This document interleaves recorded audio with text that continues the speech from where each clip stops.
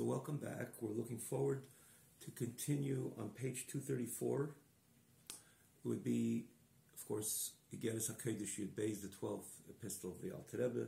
In this segment of Igeres HaKodesh, towards the end of 234, we went on to Kuf Yud Ches, but if you recall, if you're following last week's class, there was we ran through a few words over here, maybe even a few lines, and it was lacking, clarity. And the point is to learn and to understand and not to skip a beat of any word or line or phrase or clause of any Pedic in order to have the complete picture.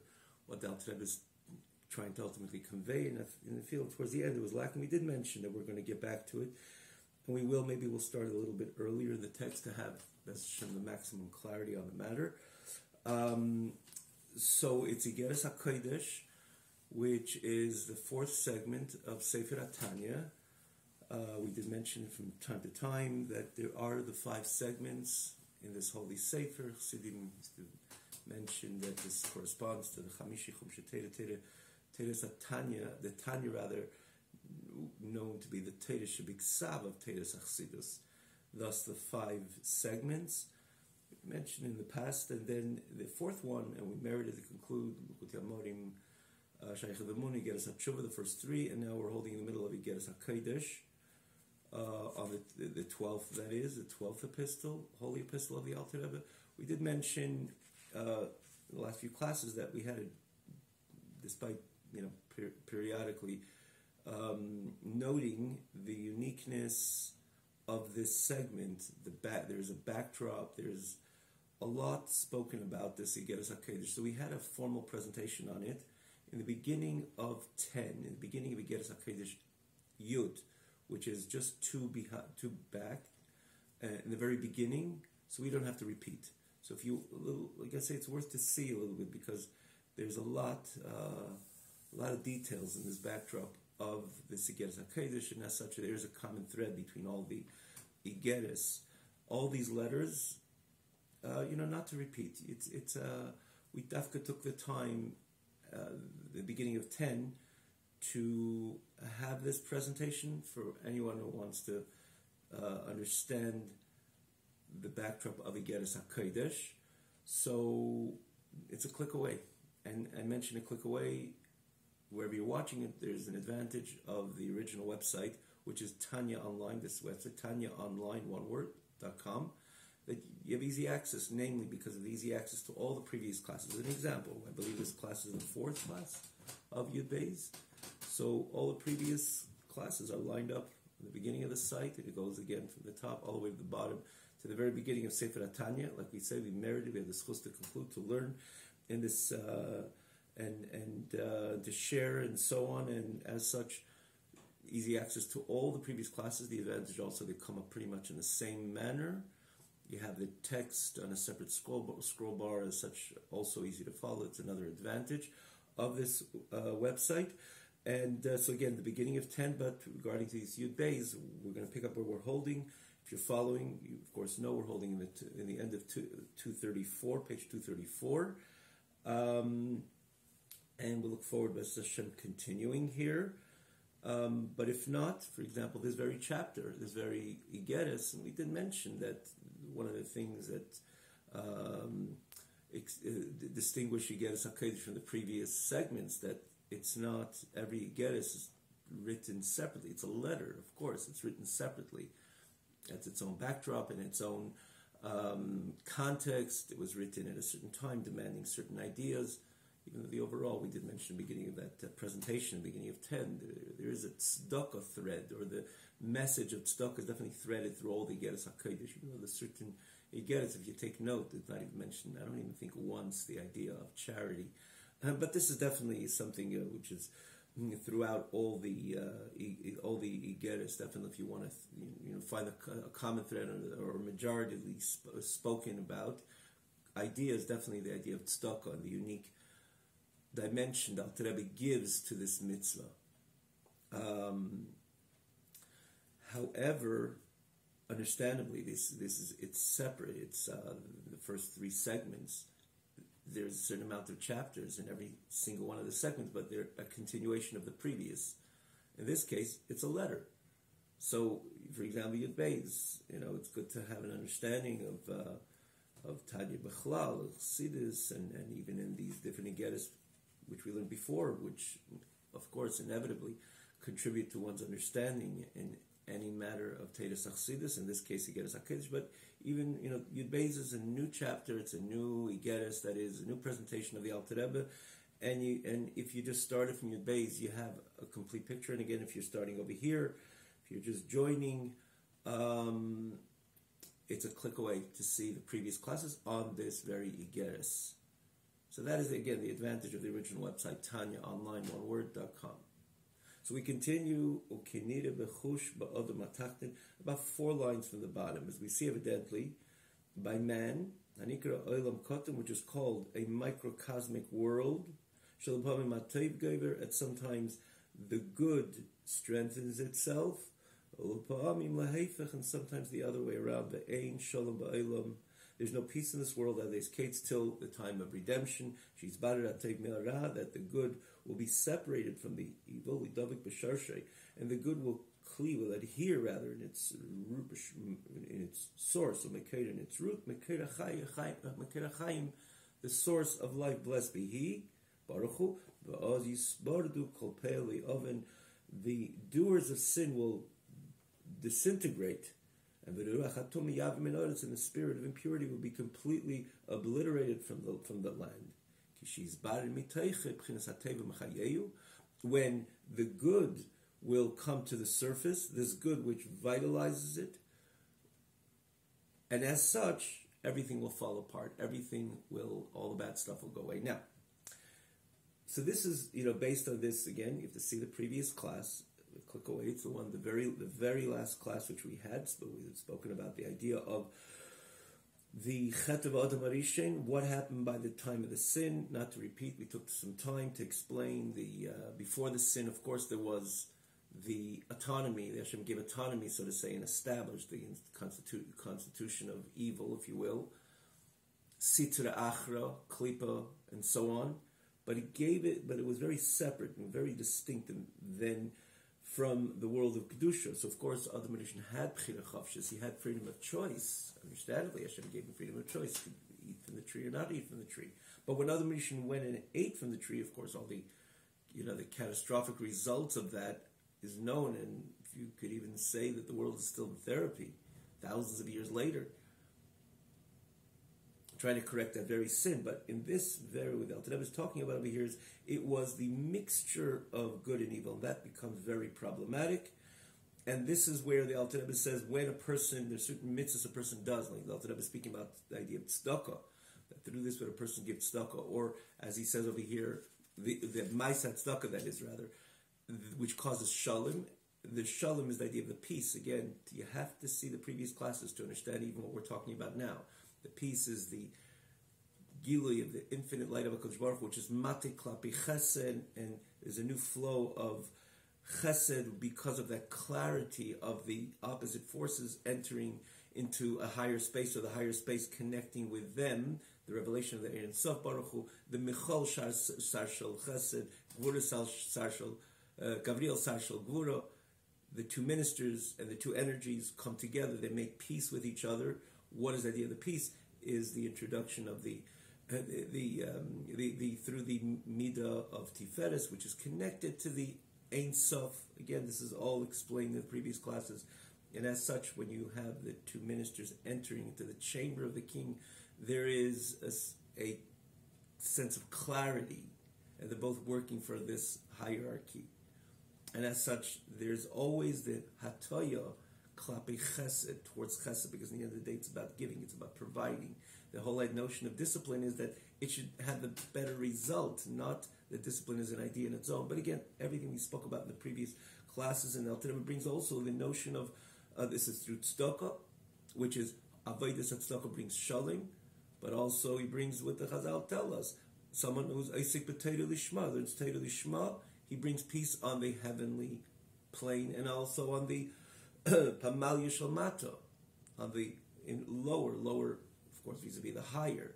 Maila and Mata, as the Alter Rebbe is going to explain here the idea of the mata. There's the cholis hatachtein, the lower chambers of befrat elam haza. When you speak about low mata, there's nowhere more mata than elam haza. Right? Tell me about it. There's no more mata than elam haza. When we say pamal yishal mata, of course, you go lower and lower and you get lower till you hit rock bottom, which is elam haza hagashmi, hashafal, which is the lowly, elam haza, which is ma'ur of tevera. There's a mixture of bad and good, and a person makes peace, brings clarity to that bad and good, and that is the greatest bracha. And usually, again, it comes to tzedakah, limdat Torah lishma, and so on. And why is this such a bracha? So you have to follow the previous class to understand this is culminating that message. But what is the message? What the message is that there's nothing greater, if you think about it, if you ponder on this idea, there's nothing greater than, in the world for that matter, than clarity. Clarity on every matter brings about the greatest sense of calm, tranquility, peace of mind, which really, that's the greatest bracha. People have so much in so many areas of life, and they simply don't have peace of mind. And because they don't have peace of mind, they don't have peace of heart, and they don't have peace in their life. And unfortunately, you see people who have so much, gashmias, in other words, in abundance, the physical abundance of the physical, which of course contributes to one's comfort, abundance of money and other types of comforts in their life, but without peace of mind, it's not really a good, healthy, life, if you will, and doesn't bring any productivity, positive spirit. In the end of the day, everything breaks apart, as we see it evidently. There's people who have so much, but they have so little, and even less than that. Again, we don't need to bring different, even in today's world, it's so evident, and that tells us more and more that in the end of the day, it's about menuchas hanefesh and menuchas hadas. It's about a certain serenity. It's a certain tranquility of the soul, tranquility of the mind, tranquility of the heart, a calm, a sense of which really, again, the Alter Rebbe's message over here, that really what brings this calm and brings this tranquility is the sense of clarity. And of course, someone needs gashmias, meaning to say he needs the physical comforts in order to have that menuchas hanefesh. If someone doesn't have a parnasa, doesn't have livelihood or other unfortunate different difficulties in their life, of course that disturbs the menuchas hanefesh, the tranquility of soul, and tranquility of mind, tranquility of heart, understandably so. But we're talking about somebody who even has this as an average. In other words, he lives an average type of life. He or she could be so much more content because of the menuchas hanefesh, because of that clarity that they have in there's just a light which is turned on, which brings about that notion of appreciation of the way things are, and my strives, my goals in life, why was I created, the path that I'm heading, taking, because there's so much so to say, that light shining in my mind and in my heart, that I don't err in the areas that I'm trying to achieve step by step. Even there's many expressions of chassidus that Rabbi Rashab has it in his works, in many of his works. He says, being a taya bedarka, someone erring even in his avodas Hashem, is very problematic. So someone who has that light opened in his mind knows even when they're climbing in the most sacred areas for which they were created, to climb the ladder of Avodas Hashem, the Derech Ha'ela Beis Kel, the way to become closer and closer to our Creator, executing our mandate, individual and collective mandate, of establishing this world as an abode and a home for HaKadosh Baruch Hu. There is a certain honesty and a certain integrity which brings a certain peace of mind and a peace of heart, and peace at heart and peace in soul. Because again, even in this area, the Rav Ashab says, because if you're going to be a Tanya, if you're going to err, if you're in your davening and your learning and so on, it's not going to be good.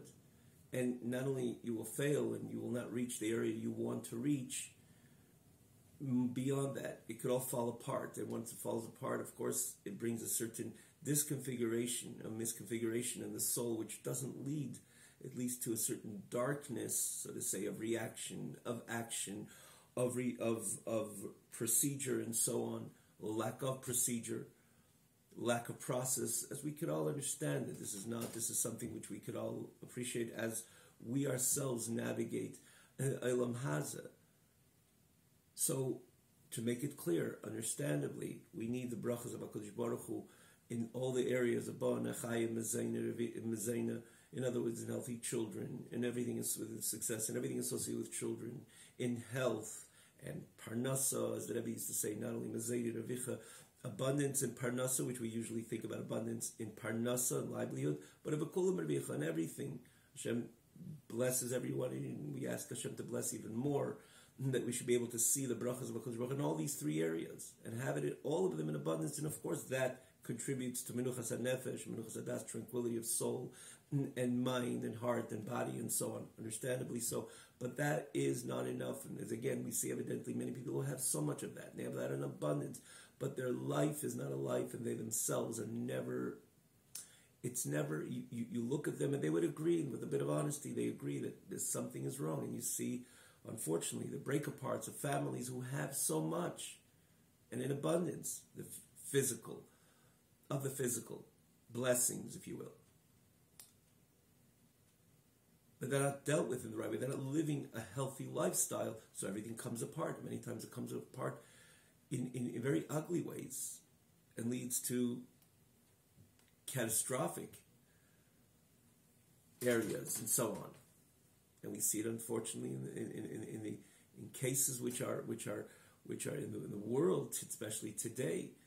It's something which is, that's why the world itself, many, the honest dimension of Olam Hazeh, if you can say that, even again from the secular point of view, people realize a meaningful life is a good life. A life, if it's not meaningful, if the light is not turned on, as we'll just explain, all this accumulation of the physical wealth and health and so on, not necessarily, or again, that itself on its own is a means that the person could live in a proper and a healthy lifestyle, which that will bring the ultimate Menuchas HaNefesh and Menuchas HaDas. That will bring the ultimate tranquility of mind, heart, and soul. So, what is the connection? What's the connection to these words with Alter Rebbe saying over here, which we just read? What the Alter Rebbe is saying when you say bring shalim, again, you have to see the previous classes. Alter Rebbe says shalim is a revelation of something higher, and in this case, it's the Gila of Ein Sof, the infinite light of HaKadosh Baruch Hu, which is aligned with the Midah Tiferes, as explained in the previous classes. What happens, and as Alter Rebbe says, of course, when you think about a light which is a Gila of revelation of Ein Sof, and it's matik klap chesed leans towards chesed. Of course, this in itself produces great brachas in these very areas. Bana chayim mezayna, children and healthy children, everything, all the brachas associated with children and health and parnasa and so on. Of course, it brings all these brachas, and we ask Hashem, kan Gila Ein Sof baruch hu, ha'or rabbi b'yesher seis. Of course, it manifests in these very areas. But Alter Rebbe takes it further, and when you have those all that, this light will ultimately bring the true menuchas hanefesh, the true tranquility of mind and soul, because when you have the base, you could work with a matter. In other words, you have the bracha. The bracha is a base through which you could bring in the light in order to perfect this very base and take this very bracha and bring yourself, lead a proper good life for yourself, your family, your society, and ultimately bring goodness to the entire world. Because the ultimate bracha is not only in these brachas, which brings in these physical dimensions of life, so to say, or these dimensions of life associated with physical brachas. That's a means to an end. Because I have that, so Hashem gives me the opportunity to work with reality and bring and open up a light in my own reality, because I don't have to be concerned, because Hashem gave me these brachas, because I have the mati klapi chesed. Again, I say this, of course, the mati klapi chesed brings a lot of brachas gashmias, understandably so, but the main thing is, and this is what Alter Rebbe is saying, that you have shalom, true peace and tranquility in your life because Hashem blessed you. And this is the bracha which the Alter Rebbe is speaking about over here. It's the revelation of the Eitzah Baruch Hu. You opened up a new light, and because you opened up a new light, that itself, that light will bring you the ultimate peace of mind, the ultimate tranquility, the ultimate calm, and the ultimate good life for yourself, for your family, for society, and ultimately bring good to the entire world. And it's not a matter of accumulating more, and of course that Hashem gives more, inevitably it contributes to more tranquility, but how much more? Okay, so by a yid, there's no such a thing that there is enough of everything, because a yid right away knows, you're giving it to me, I'm passing it on. And there's so many people in need, and so many institutions which are in need. And if I could open up a new yeshiva, a new koil, in a new place that Yidden could come serve HaKadosh Baruch Hu, so there is, the more one has, the more one can give, understandably. And the more one can contribute to Hashem's very master plan in establishing this world to be a home for HaKadosh Baruch Hu. So I'm opening up a new center of light as an example, understandably so. But this which I have and the lifestyle I'm living, it's not enough. The brachas which come through the hatoya klape chesed, which would result in actually brachas, but the main hatoya klape chesed, following these brachas of HaKadosh Baruch Hu, to me to open up the light in my own life. That's which would bring the ultimate tranquility of soul, tranquility of mind, tranquility of heart. Only that, the first without the second, it's not good, to say the least. It's not good, it's evident, and it's not a life even. And unfortunately, many areas, it's beyond that. The results in many of these areas of people only focusing on the Gashmis without opening up the light in their own life and in their own situation leads to even catastrophic situations. Despite the base was so beautifully set up with all the brachas of HaKadosh Baruch Hu, brachas Gashmis, the physical blessings which are manifest in the physical of Banachayim Mezein Revicha, over Kulam Revicha, abundance in all. So this is the Shalom which Alter Rebbe is referring to, the Shalom of Pamali Shamayla, Pamali Shalmata. So what is it? What type of light are we talking about that brings this true Shalom, that peace of mind, peace of heart, and the tranquility of mind and heart, the Menuchas HaNefesh and Menuchas HaDas? And why is that the greatest bracha of all? And why, if you have that light, Alter Rebbe says this is about, it's messianic. Alter Rebbe brings psukim over here.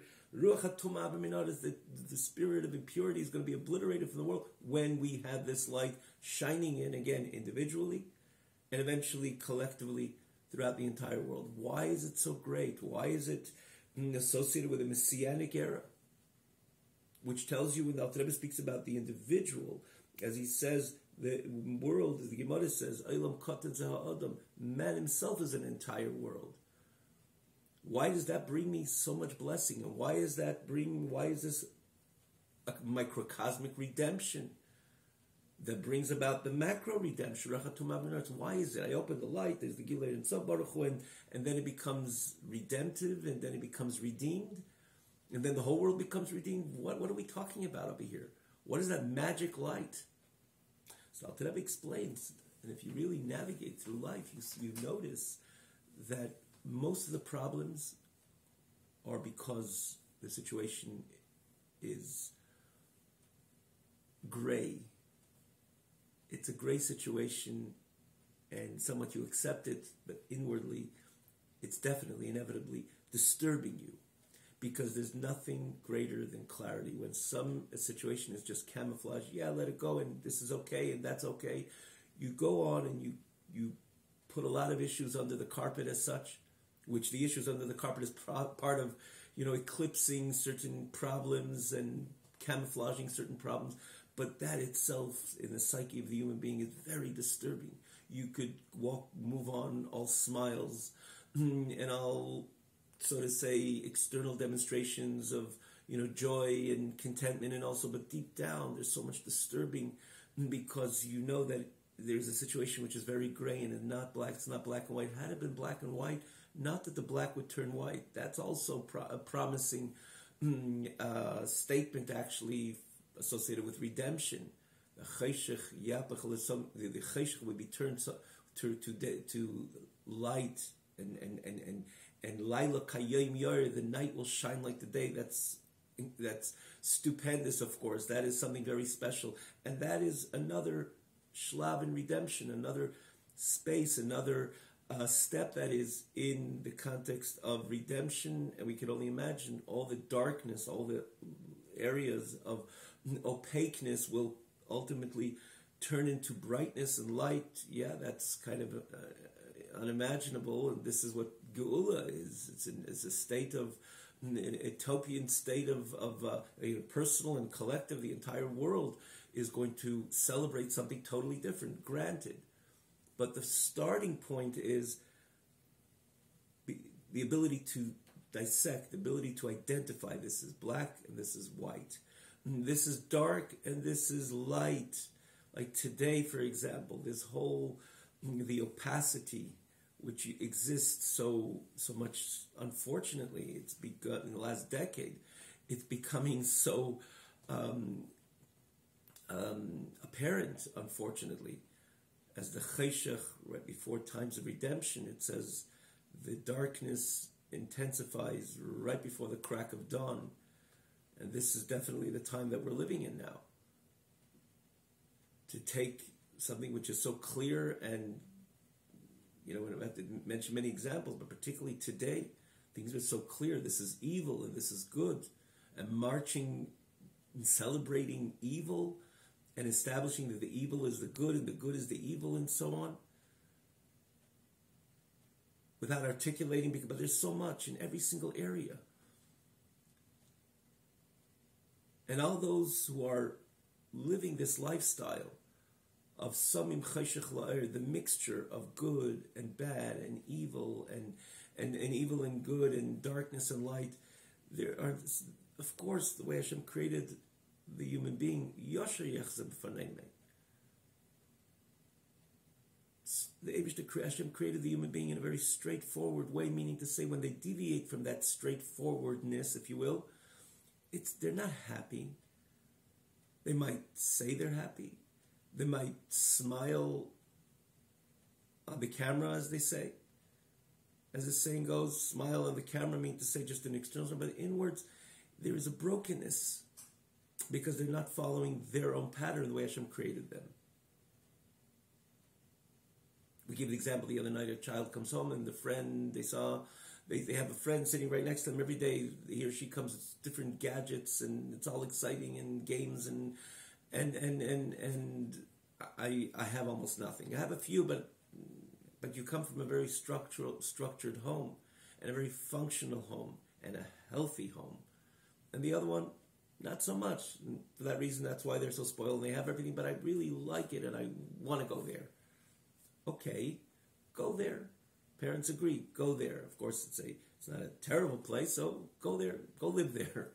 And the child goes, and the first night, of course, starts within season, has access to all these gadgets and games and pleasures and so on, and the time is ticking. The kids just go to sleep at 11:45, as an example, instead of a healthy, structured home. When the kids go to sleep early, they're able to function and be happy, be truly content the following day and the following night, and live a normal, healthy, peaceful life. No, but there's so much on the other side. A healthy child will not last, especially coming from that very healthy, structured home and functional home, will not last probably nor 24 hours in the other, in their friend's home, with all the gadgets and all the games and all the comforts and namely the non-restrictions. We don't tell our children when to go to sleep. When they'll feel tired, they'll go to sleep. But if it's 11, 12, and the kid's 8, 9 years old and it's not good, and it's not only not good, it's terrible for the hormonic development of the child. And of course, it's just would lead, and doesn't take long to lead to a dysfunctionality of the child and beyond as the time goes on. A healthy child would not last there 24 hours. After 24 hours, I want to go home. I need to be in the place which brings me true contentment, true peace, true tranquility, true joy, true elation, authentic, genuine joy, genuine contentment. And the child will come home, and for that matter, a healthy child that very night. Okay, after 45 minutes, I gotta go home. I want my parents. I want my home. I want my healthy home without all the gadgets. That's where I feel good. And the similar idea. When we bring a light and we are able to discern this is good, this is no good, that is the first stepping stool. And beyond the stepping stool, to say, Yediyas hamachla chatzi harafua. Knowing the illness is half the cure, as the Gemara tells us. Yediyas hamachla chatzi harafua. That's a lot. Someone who's ill, God forbid, to say that knowing the illness is 50, you looked after already 50% of the cure? Really? The answer is yes. Because as long as you're just camouflaging, it's not nothing, I have it just turning whatever, and I'll go on and I'll go on and I'll go on, and you go on and go, and the person goes on and goes on all areas. Mentally, physically, psychologically, and just let it go. And if there's an issue, put it under the carpet. We'll make sure the carpet is completely flat. We'll step right over it and we'll move on. But all this stuff follows the person. And eventually, of course, it'll bring the person down. Who's talking about elation and joy? We're talking about beyond that. Rahman al-Islam. Why? Because the light, you would not have the ability to discern, to dissect the matter and understand this is good, this is no good. And once I know this is no good, I'll stay away from it.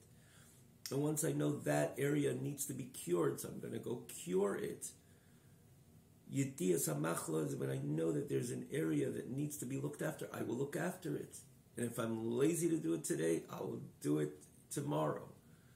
And if I won't do it now, I'll do it in a few hours from now.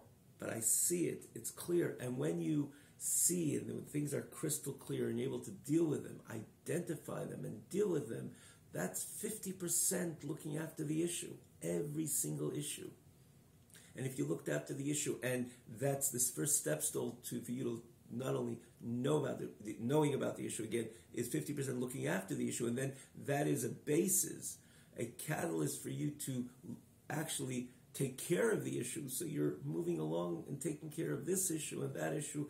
And again, all this in every single area, your personal growth. And again, many of these issues are nuanced, which because they're nuanced, it's so easy to just put them under the carpet and say, it's not an issue, and then it's not an issue. But because you have more and more shining light into these very issues, and the more nuanced they are, the more that you turn on the light even brighter and brighter, and that tells you exactly where you're up to with these very issues. So you correct them, you know about them, you identify them, and as such you correct them, so you're living a very healthy, peaceful mind. Yes, that is a redemptive life, a life of peace and life of true tranquility. Yes, that's certainly a messianic type of life. There's no, there was expression, heard of the Rebbe himself, a life of dichotomy. Because you know where you're holding, and even in the areas, we quoted before, even the areas where I climb, in the areas of Avodas Hashem, I don't fool myself, I don't kid myself, I don't establish certain areas which are not pertinent to me. Maybe in a month, that type of davening will be relevant to me. But today I know exactly where I'm holding. It's like somebody has to go from one area to the next. You cannot go jump 20 stairs at once. You can't say you're on the third story when you're still on the first. Yeah, you can climb to the third story, or the fourth, or the 40th. But you got to do this step by step and be honest with yourself. Because if you're going to jump from one to the 30th step even, or from one floor to the other, it'll end up being, yes, catastrophic. Fall and hurt yourself, whatever.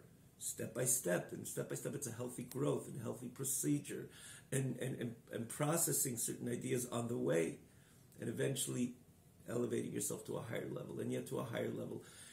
It's a rich life. It's a life which is celebrated not only once in a month or once in a week and once in a few days. Every moment and every second, every millisecond is celebrated, and experiencing true tranquility and calm and serenity in every second, every millisecond even. That's life, and that's messianic. And this is what the Alter Rebbe is saying. That's why it'll lead Ruach HaTumah B'minaretz. Before we'll read the text over here, just a little example. Someone buys something, a car as an example. Baruch atah Adonai Eloheinu melech haolam.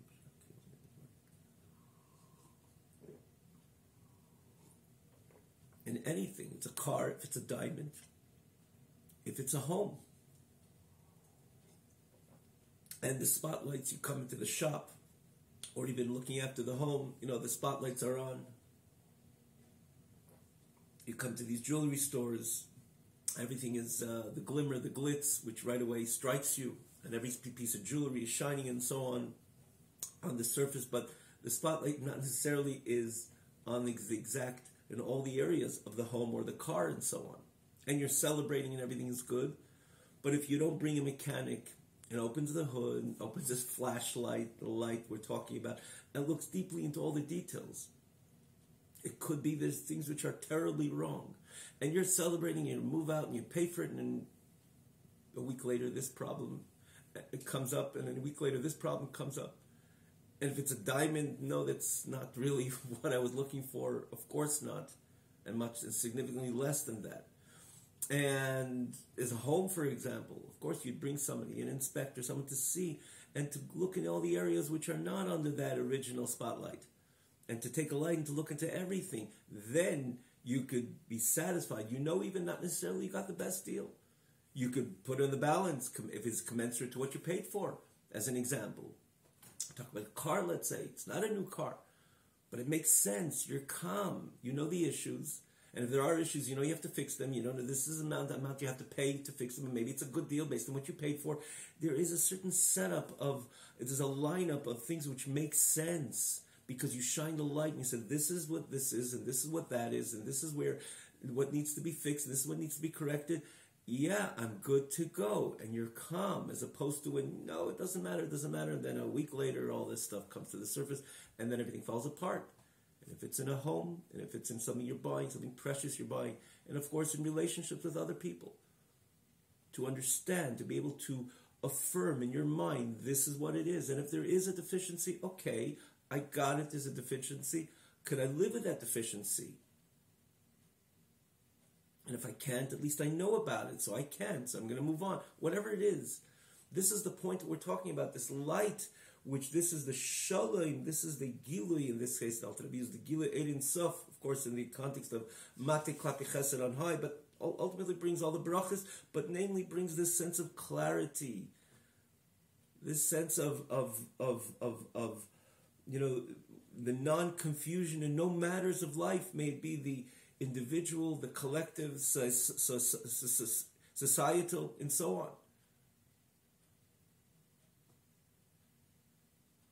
And therefore, it's, yes, associated with individual redemption, and the Alter Rebbe brings Ruach HaTovim Minar. It's the reason why there's so much impurity, not because Hashem created this world with just by chance, or so to say, the impurity comes in as in a vacuum.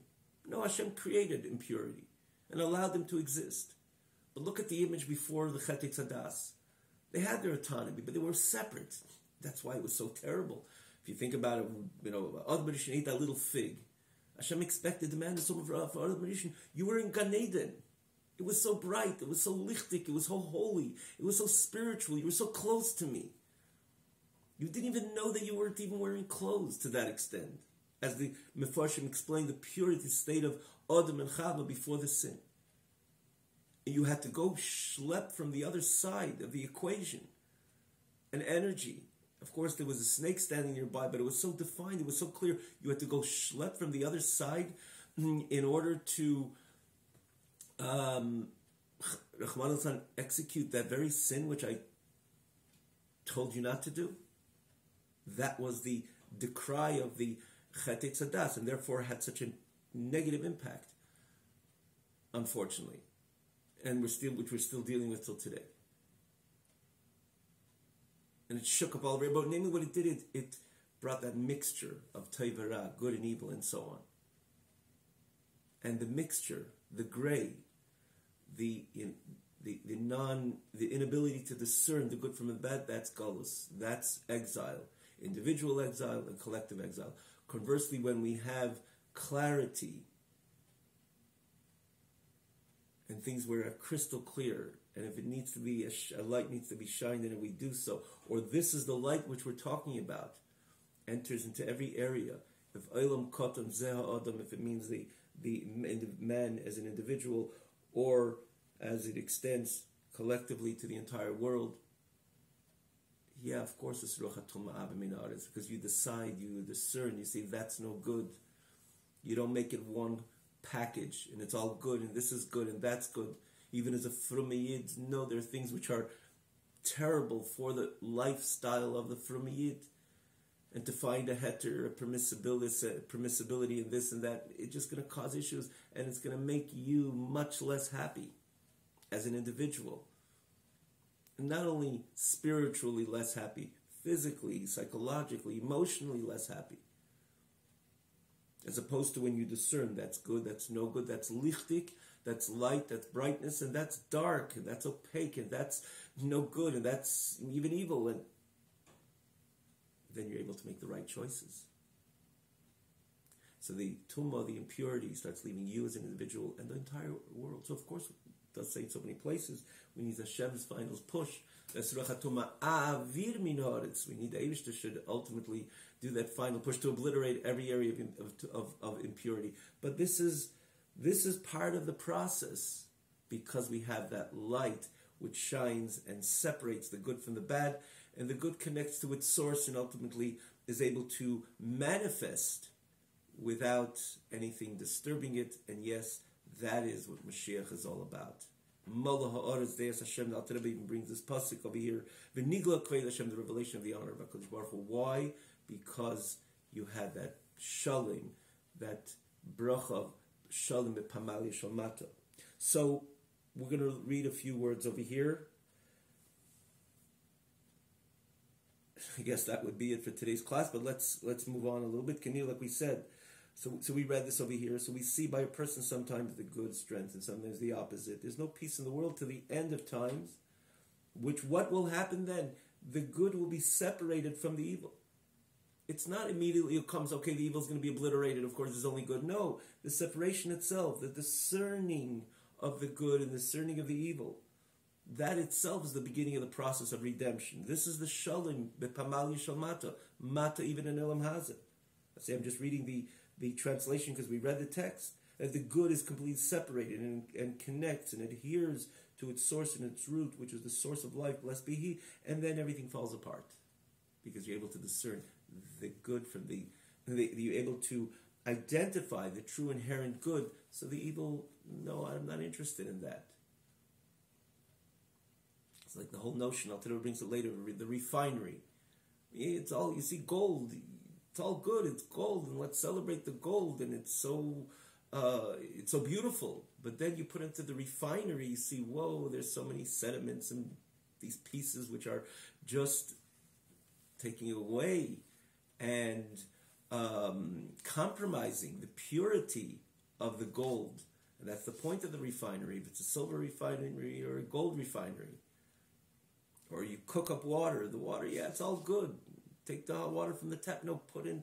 You didn't You didn't remove the bacteria, the negative, which exists even in this, which seems to be crystal clear, beautiful water. So you put in the chaynik and you cook it up and all the bad stuff leaves. Now you have pure water.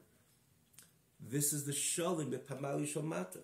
And as such, when you have the birra toiv, yispardu kol pe'aliyav, and all the doers of sin disintegrate, the spirit of impurity is obliterated from the world, as the Alter Rebbe writes, because the toiv hamechayeyu will be completely identified. And the Alter Rebbe says, Gamkin, of course, you need Hashem's input. As the Pasuk says,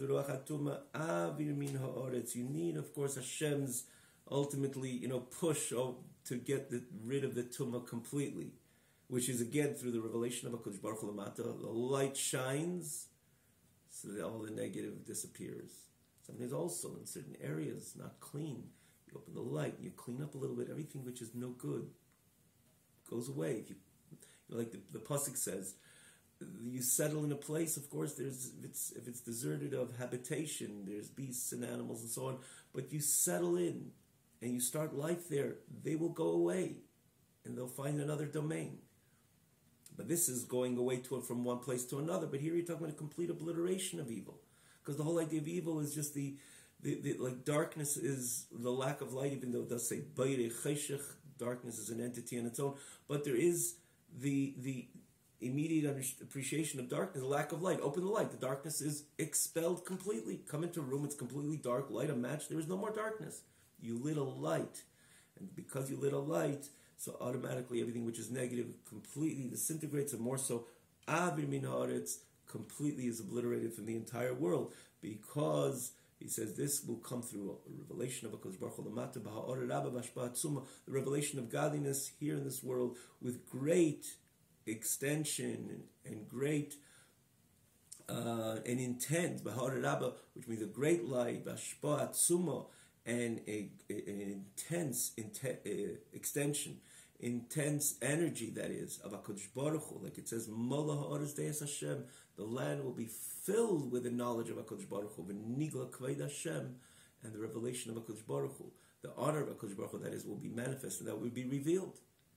And when the lights are on, it's all clear, and it's also, you can appreciate why this will lead to the transformation of darkness, because the dark just lives in its cocoon because it's comfortable.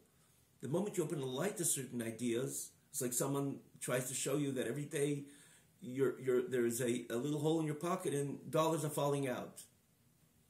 Because you're using all the money and you don't feel that you needed to pay for those tomatoes, an example, you had a problem. You were paying for them. But when it's brought to light, so there's things falling out. So I've got to sow it. So then you have all the money. There is an example in the context of money.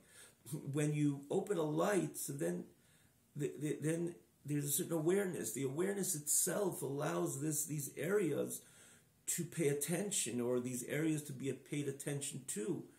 And in order that they start being part of the better image, the better picture, the better lifestyle, the betterment of the person's conduct, and the betterment of the person's experience, and the betterment of the person's spirit, because the light came on. And that's what Mashiach is going to come.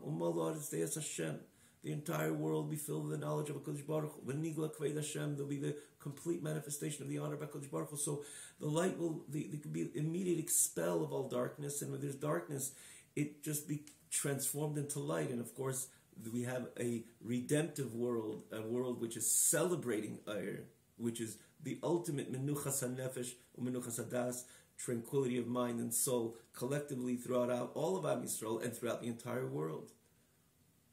But it begins with the Eilam Koton, with the individual world, which is the individual himself, introducing this light, learning Torah, the key to it, again, he says, giving tzedakah, learning Torah lishma. These are the two ideas which the Alter Rebbe brings over here. He says, prayer, ultimately a person could also experience this microcosmically as well, because we know tefillah is a bit of a bracha of, tefillah is associated with redemption from the entire Avodas Hashem. We'll talk about Alter Rebbe speaks about prayer over here, which we know and we spoke about in the past. But when we do this, the greatest bracha is a light opens up, and a genuine light opens up, and a light which brings that sense of calm and sense of true tranquility individually and eventually to an entire world. V'nigla kved Hashem. Shall we see this in Meir Yameinu speedily in our days? Have a wonderful night.